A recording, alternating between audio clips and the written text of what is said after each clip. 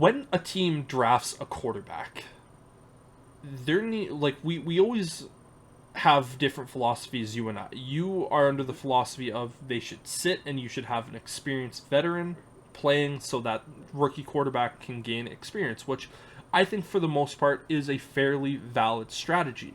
But the problem is that a lot of these guys coming in, they don't have a good enough veteran quarterback. But the other thing that I also thought about is, well, you also want to have coaching consistency with rookie quarterbacks, because if you have a quarterback coming into the league and his coach is then fired after his rookie season, you take all that progress that quarterback made in year number one and you're moving him backwards because he's now going to have to learn a new system. And I went, okay, so let's look at coaching changes. As does a quarterback have coaching changes? And then I also looked at, do they have a stable of weapons, and like what do their weapons look like, and what does their run game look like? I think those are two different categories, and I went through all of those lists that I had from those guys. Thank God I still had that spreadsheet made up, so it made my life a lot easier. And out of the 35 quarterbacks that we had talked about, how many quarterbacks do you think had coaching changes after their first season? After their first season? After their I'd first say season. At least 25 of them. 15. Okay. So out of the 35, 15 had different coaches after year number one. One quarterback had three different head coaches in his first 3 years. Yep. Do you know who that is? I mean, I hate on the Cleveland Browns, so I want to say Johnny Manziel, but I don't think it was. Johnny Manziel, from year number one to year number two, did not have a coaching change. Okay. So then, yeah, I'm not sure. Baker Mayfield. Oh, okay. Another Cleveland Brown. Okay. Yes, yeah. So Baker Mayfield walked in year number one, and Hugh Jackson was his head coach. Year number two, it was Freddie Kitchens, and then year number three, it was Kevin Stefanski. And we sit back and we kind of wonder, how Baker Mayfield was still putting up good numbers, yet he had to learn all of those. I think it's magical what Baker Mayfield has done over his career with kind of having that situation. So, guys like Trubisky and Justin Fields both had to deal with a head coaching change right away. Derek Carr had to deal with coaching change. Both Jameis Winston, Marcus Mariota, Jared Goff did. Paxton Lynch. I didn't really count Paxton Lynch much in this category just because he played in 5 games in the NFL, so it's kind of really hard to look at that. Sam Darnold had coaching changes. Josh Rosen had a coaching change, but then again, he got sent away to different teams. So again, it was kind of one of those weird ones. Daniel Jones had a coaching change. Justin Herbert, Jalen Hurts, Trevor Lawrence, Justin Fields, and Davis Mills all had coaching changes after their first year, which really, really makes it tough. It does. Consistency is key in building and learning that young quarterback. It's so important, so vital to make sure that you're on the same page with, GM, coaching staff, everything, so that you can properly build that team. That's one of the biggest struggles we've talked about your Bears having in the last couple of decades. We bring in a guy, we think he's going to be the guy, he's not the guy. We get rid of the guy who brought him in, bring someone in new in, and he goes, oh, well, this isn't my guy. Yeah. And I need my guy. And by the time the cycle restarts, it's final year, and they're like, okay, you're not getting it done, you're out. And it just keeps going. It's been so painful. And this is why I feel like I've kind of had a really good perspective on this whole quarterback situation, is because when the Bears drafted Mitchell Trubisky, it was time to move on from Jay Cutler. It really, really was. He was 35 years old. He was making $25 million a season, and he just wasn't the same quarterback. I know a lot of people like to shit on Jay Cutler, but in his most of the way throughout his time with the Chicago Bears, he was a top 10 quarterback in the NFL. He was inconsistent, and it seemed like he didn't care, but he was a top 10 guy. There was some years he got close to that top 5, but he never cracked it. There were some years where he fell out of the top 10, but for the most part, he was, and they did need to move on from him. They draft Trubisky, and John Fox didn't want Trubisky. He wanted Deshaun Watson. John Fox was a bad coach, so I understood that move of moving on from him and saying, okay, we looked at what happened with the Rams when they fired, I forget who it was, but they brought in Sean McVay for Jared Goff. It was like they revamped it, and it's like, okay, we're bringing in Matt Nagy. And it's like, okay, but, we really got to hope that Trubisky can take that jump that Jared Goff did. Didn't get it done. And it was like, okay, it was for years, it was, okay, Trubisky isn't the guy. And we knew Trubisky wasn't the guy. We also didn't know at that point that Nagy wasn't the guy, but that last Hail Mary ditch effort from Ryan Pace and Matt Eberflus, or Matt Nagy, drafting Justin Fields as that, we are trying to save our jobs, that was a big mistake because everyone knew that they were on their way out. Mm-hmm. When they did that with Trubisky, no one really thought that Pace was going to be on his way out. There was maybe some thoughts about Fox, but you kind of needed to see how he was going to do with a rookie quarterback.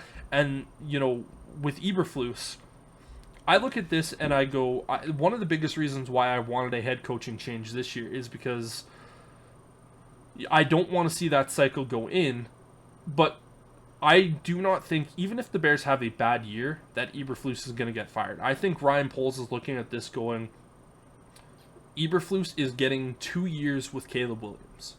Yeah. And I do think that if you make a coaching change after that second year going into that third year, that's a little bit easier to handle because the guy has 2 years of playing experience. He has a little bit more of knowledge of how the NFL works. It's a little bit easier on that quarterback. Still not ideal, but you can get it done. So I feel more confident with the Bears this time than I did with that last time. But some of the other stats that I was looking at here is, what were your weapons doing? Did you have a 1,000-yard receiver, or did you just have like a complete dumpster fire of weapons around you? And so looking at this list, how many teams do you think, for guys in their first year of proper starting and, more likely their rookie season, because most of the guys started their rookie season, how many of them do you think had a receiver over 1,000 yards? 5 or less. 8. Yeah. But that's still a very small margin of it. And you had 3 guys that were within 100 yards of 1,000, or 3 teams that were in 100 yards. How many do you think had a proper running game where you had a guy kind of dictating that role of being that number 1 back to get over 1,000? I mean, I'd say probably that's the same number, 5 or fewer. 6. Yeah. So even worse than that one, and 3 again were close.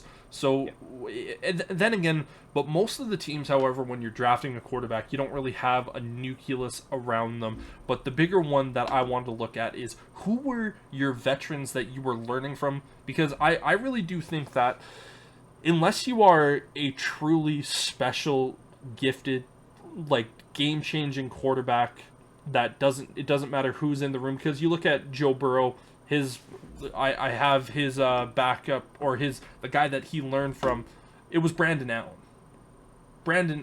Joe Burrow, he's one of those guys, it didn't really matter. But unless you have one of those guys, if you're a top 5 quarterback pick, then you're probably coming into a situation where you should be the starter. Yeah, but still having a good veteran there to help you with certain situations is very important. So I broke it down into 4 categories of veterans. You have bad veterans, where if your starting quarterback goes down, you are extremely worried, even if it's just for 1 game. You're like, oh boy, we are in trouble. Then I have it in a good vet, where, if your starting quarterback goes down for a game or 2, you're okay with it. You really hope that it's nothing more than just a game or 2, but you can get that guy to kind of right the ship for the time being. Then I have your great vets, where it's, if your starting quarterback goes down for a season, you are more than comfortable having this guy in for the season.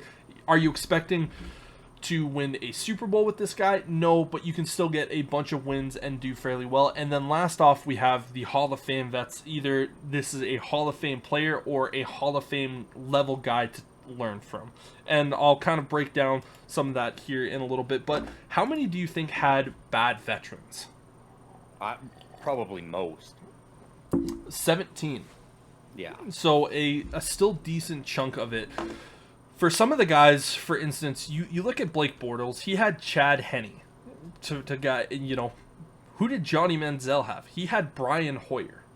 Brian Hoyer, later in his career, is a guy that you might have been a little bit okay with. At that stage in his career, no. Jameis Winston, Marcus Mariota, I didn't even put any vets down because the guys that were there were so bad it's not even worth talking about. Guys like Jacoby Brissett and Jimmy Garoppolo, they both learned from Tom Brady. That's a Hall of Fame guy to try to learn from.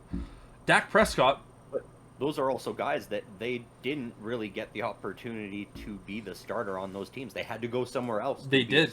They did. Yeah. Jimmy Garoppolo went to San Francisco, I think, in year number 4 of his deal, and didn't actually play full year until year number 6 of his career. Yeah. Jacoby Brissett obviously was the third quarterback on that team his rookie year, and then in the offseason of his year number 2, he was traded to the Colts to replace Andrew Luck after he shockingly retired. But yeah, both of those two guys learned from Tom Brady, so that's who they got their most of their philosophy from and learned from during their adolescent stages of their career. Dak Prescott, do you remember who he had as a veteran quarterback in year number 1? Tony Romo. Romo was still there? Yeah, so what happened with that is that they drafted Dak Prescott in the 4th round. They drafted him to be the backup to Tony Romo that year. And then Tony Romo got injured during preseason. And so everyone was like, okay, this Dak Prescott kid, let's see what he's going to be able to do. And like Tony Romo or not, he is a Hall of Fame level guy to learn from in the quarterback spot, because we like to make fun of Tony Romo on his broadcast for being weird, but he also can break down and explain things better than most broadcasters that we've ever seen before. Joe Buck and Troy Aikman I think you and I agree, are the best crew, and Troy Aikman does a really good job at breaking down stuff, but Tony Romo does a great job, and for a young quarterback in that room, like Dak Prescott, he can go up to Tony and say, explain this to me a little bit better, and Tony is going to be able to do that and help him a lot. That's why I have him as one of those Hall of Fame vets, because he is so good to learn from. See, and that's a key factor as well, though, is are these vets willing to assist the younger players? In some cases, you don't have that. In some cases, that veteran feels slighted by the bringing in of a rookie quarterback and chooses not to assist in the growth and development. And you are referring to Mr. Ben Roethlisberger in this circumstance. Ben Roethlisberger is still a Hall of Fame vet, because if you look at what he does, even if he doesn't want to teach you stuff, you still get to be in the meeting rooms with him. So I do have Mason Rudolph on this list with a Hall of Fame vet, because he learned his first 3 years with Ben Roethlisberger. Granted, did Ben want to help him? No. But he was still in the meeting rooms with him. He saw the way that he practiced. He was able to get that information and kind of have that and still kind of go down that road. Yep. And not just Ben Roethlisberger. No. Aaron Rodgers was the same. Yep. Yeah. He was a little bit more willing to help out Jordan Love than what Brett Favre was willing to do with Aaron Rodgers. But it was still one of those things where when, Jordan Love got drafted in Green Bay, it was like, okay, like, you guys do realize that I'm still an MVP level guy. The next 2 seasons, I'm going to go win MVP. But, like, it's not going to be my job to coach this guy up. I'm going to be nice to him. He's going to be my best friend in the room. But I'm not going to be the guy that's going to, give him the secrets of the game on how to do everything. He can learn from me by watching me. And that's still one of those things. Daniel Jones had Eli Manning. Eli Manning, he's a Hall of Fame guy. I think he is going to be in the Hall of Fame someday, because he won 2 Super Bowls, and he was a very good, consistent quarterback for the majority of his career. And beating Tom Brady twice in the Super Bowl, I think is good enough to get you into the Hall of Fame. And still looking at some of these guys, some of the quarterbacks that were really good, some good vets. Andy Dalton, Joe Flacco, Ryan Fitzpatrick.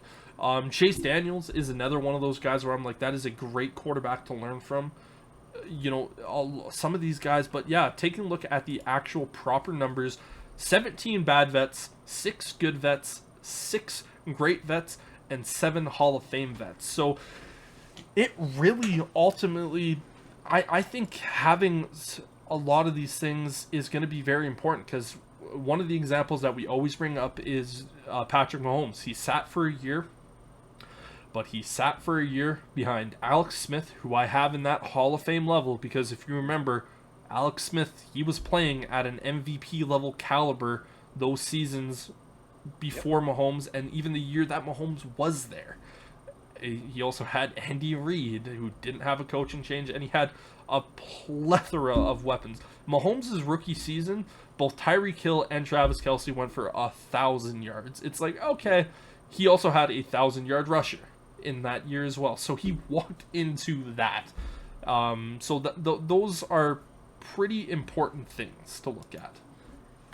The other thing that I did is I looked at all of this data and I said, how do these teams in this year's draft who are quarterback needy, how do they stack up? And I categorized it into those 4 categories. What do their weapons look like? What does their O-line look like? What does their running game look like? And what does their coaching staff look like?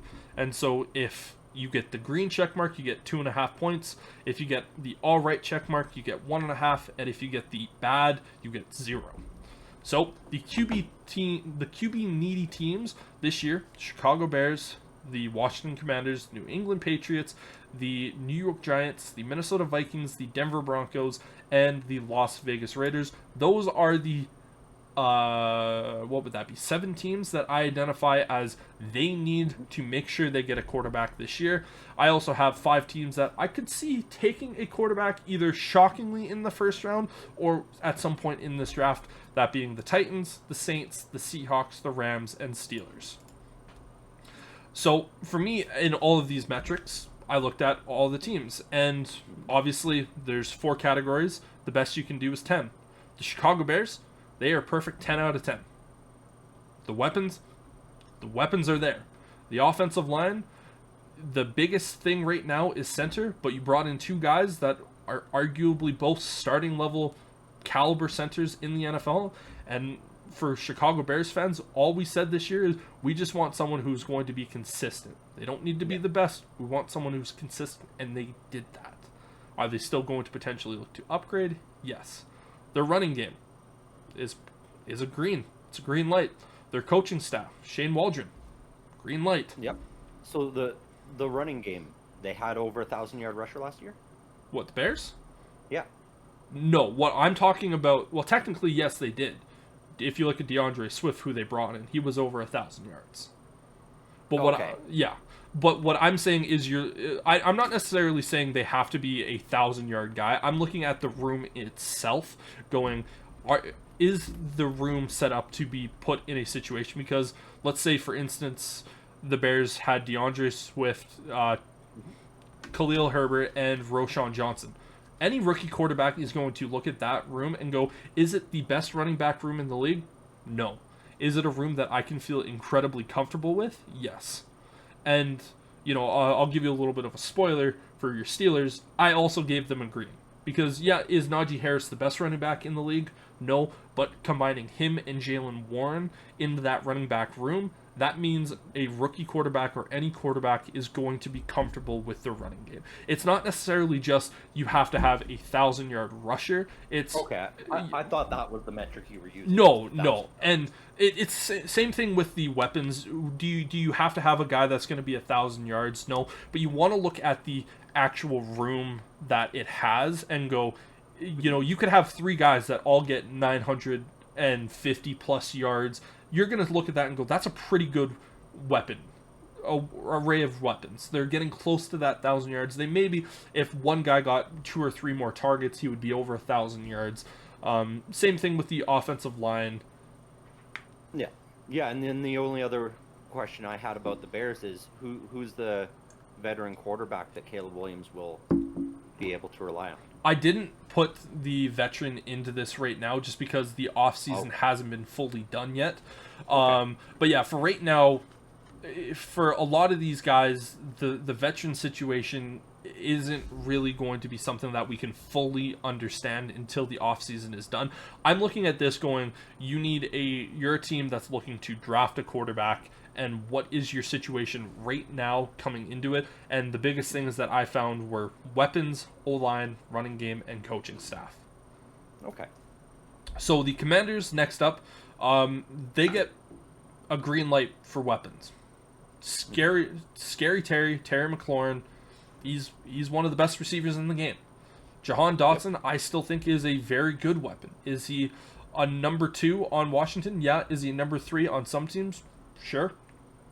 But he is still a very serviceable weapon, without a doubt. Walking into it, any rookie quarterback is going to look at those 2 guys and go, I have 2 guys that I can very much rely on. Could it be better? Hell yeah. Just look at what Chicago did this offseason. But it could be a hell of a lot worse. Their offensive line is a 0. Yeah. It's bad. This is why I said for a lot of the offseason, I would like to see the Commanders keep Sam Howell and build up that offensive line, because chances are they're not going to be that good next year anyways. So you might as well continue to build up as opposed to getting that quarterback. The running game, Brian Robinson, I think he's a half-decent guy. I'm not sure if he can be a bell cow, so I gave him that all right. And then for the coaching staff, it's 2.5. Cliff Kingsbury with a rookie quarterback, and he only has to be the offensive coordinator. That's going to put them in a really good situation. Both the Patriots and the Giants had the exact same thing across the board. Weapons, 0. O-line, 0. Their running game, 0. And their coaching staff, 1.5. For the Patriots, Gerard Mayo, new head coach. Granted, he's been with the organization. Can you name me his offensive coordinator? No. Yeah. Couldn't tell. I had to look it up, and I never heard of him. I don't even remember the dude's name. Look at the Giants. Brian Daboll. We saw what he did with Daniel Jones in his first year, but then we saw what happened this year, and it's like, this should be the year where he jumps. I just am not confident in him developing a rookie quarterback. Vikings, they get a 9 out of 10 across the board. Their weapons are great. Their offensive line is great. Their running game, Aaron Jones, he's a great running back. He has health issues. I just can't give them that full 2.5 points here at the moment, just because I'm not confident in Aaron Jones staying healthy. If he can stay healthy, that is going to be a great running back to have. And then their coaching staff is 2.5. There are no reasons to worry there. Broncos, their weapons, all right. Offensive line, all right. Their running game, it's kind of the same situation with the Commanders. They have a young guy, not really sure if he can be a workhorse guy, so it's all right. But coaching staff, Sean Payton, he's proven. So they're surprisingly a 7 on this list. Las Vegas Raiders, their weapons, 2.5. They get the green light. Having Devontae Adams, it's a very similar situation to the Commanders. Jacoby Myers, Michael Mayers, I think he performed really good as a rookie tight end. Jacoby Myers, also great number 2. Their offensive line, I think, is a sneaky good offensive line. Mm-hmm. Running game is a 0. Yeah, they lost Josh Jacobs. Josh Jacobs, I know a lot of Raiders fans are super excited about Zamir White. He had 400 yards in his last 4 games of the season. I need to truly be convinced by him to really see anything. And then their coaching. Antonio Pierce, love him as a head coach. He's a defensive guy. And they brought in Luke Getsy as their offensive coordinator. Can coaches grow and develop? Yep. And can they be different from their first job to their second? Yep. Luke Getsy, to me, until he has proven me wrong, he does not give me any sort of confidence. No, look what he did with Justin Fields. Exactly. Taught him how to throw screen passes. And a lot of those didn't work. He has his box of crayons sharpen. His bottle of glue is topped off. His helmet is on. He's about to rizm with the tism, baby. That is what Yeah, the like Raiders have. that game plan will work if you've got a guy like Austin Eckler or Tyreek Hill. Devontae Adams is too old to be catching screen passes and making guys miss. And that was never his game anyways. He can It do wasn't. it, but Yeah. that's not his game. And now taking a look at the teams that you could see take a quarterback, at some point in this draft. The Titans, they're a 1.5. They're similar to the Pats and Giants. There's no weapons there. There's no O-line. The running game, it's bad. Their coaching staff, they brought in the Bengals offensive coordinator. So, there might be something there, but I need to really be convinced there. The Saints, I think their weapons are good. Their offensive lines are all right. Their running game is all right, but their coaching staff, bad. Dennis Allen, I thought he should have been gone this year. I don't have a lot of confidence in the Saints coaching staff. Seahawks, weapons, green. When the trio of wideouts they have there. The running game is a green. I like their running back room.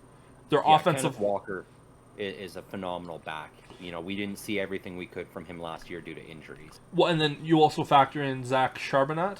I think that's how you pronounce his last name. That room is solid. I'm happy there. Their offensive line it's a work in progress this year. They definitely lost guys, so they're going to have to recruit some of that. And their coaching staff, Mike McDonald, he's a defensive-minded guy.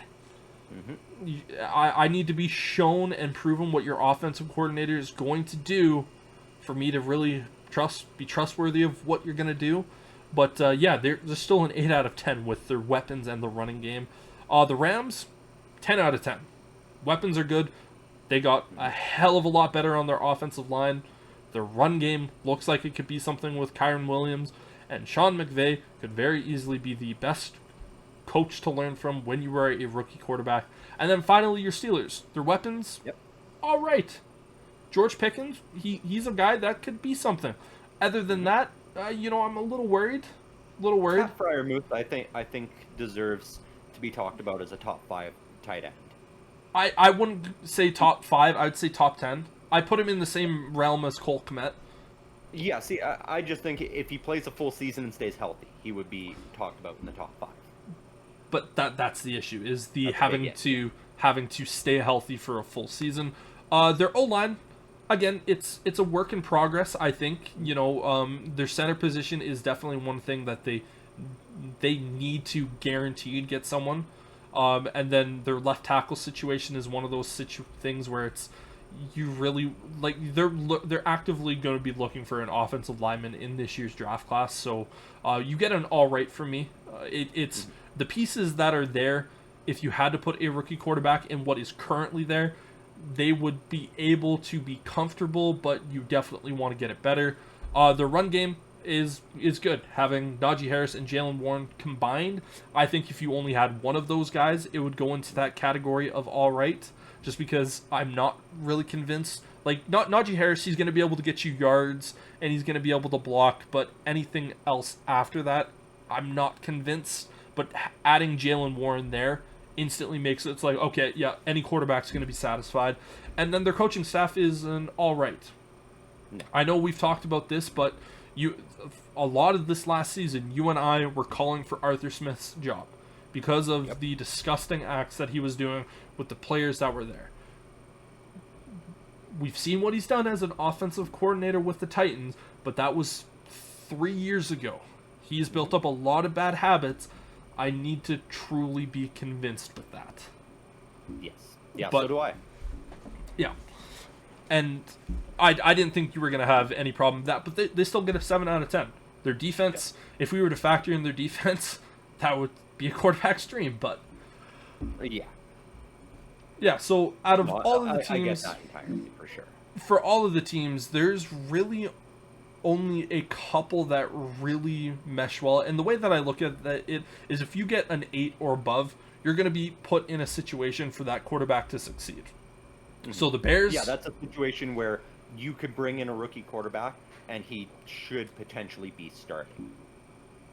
Oh, not necessarily just starting, but he's put in a good position to succeed.